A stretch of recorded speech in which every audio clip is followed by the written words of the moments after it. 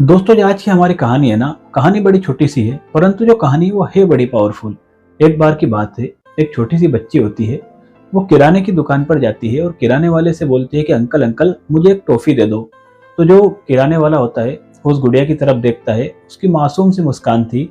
वो उसके सर पर बड़े प्यार से हाथ फेरते हुए बोलता है कि बेटा एक काम करो, तुम इस डिब्बे में से निकाल करके ले लो, सामने जार रखे हुए थे।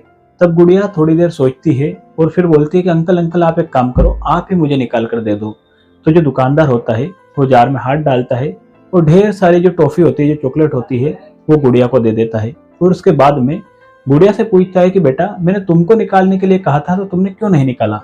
तब जो गुड़िया होती है वो बोलती है कि अंकल आप देखिए ना, मेरे हाथ कितने छोटे छोटे हैं, यदि मैं निकालती तो कितना ही निकाल पाती, परंतु अब आपने आपके हिसाब से मुझे दिया है तो आपके हाथ कितने बड़े हैं। तो सोचिए, आपने मुझे कितनी सारी चॉकलेट दी। और वो चॉकलेट लेकर वो लड़की अपने घर चली जाती है।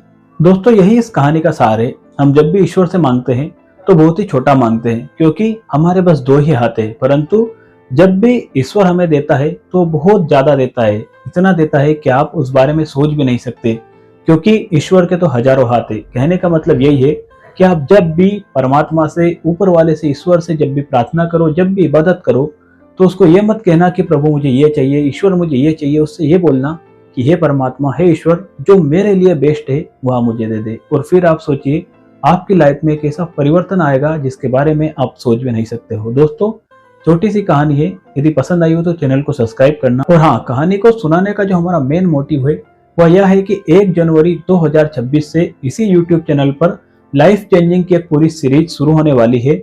पूरी सीरीज लॉन्ग फॉर्मेट में रहेगी, इसलिए इस चैनल को सब्सक्राइब कीजिए और जुड़ जाइए 1 जनवरी 2026 से लाइफ चेंजिंग के एक बेहद ही खूबसूरत सफर के साथ। आज की छोटी सी कहानी में इतना ही। कल फिर मिलेंगे किसी एक और प्रेरणादायक कहानी के साथ। तब तक के लिए जय सिया राम।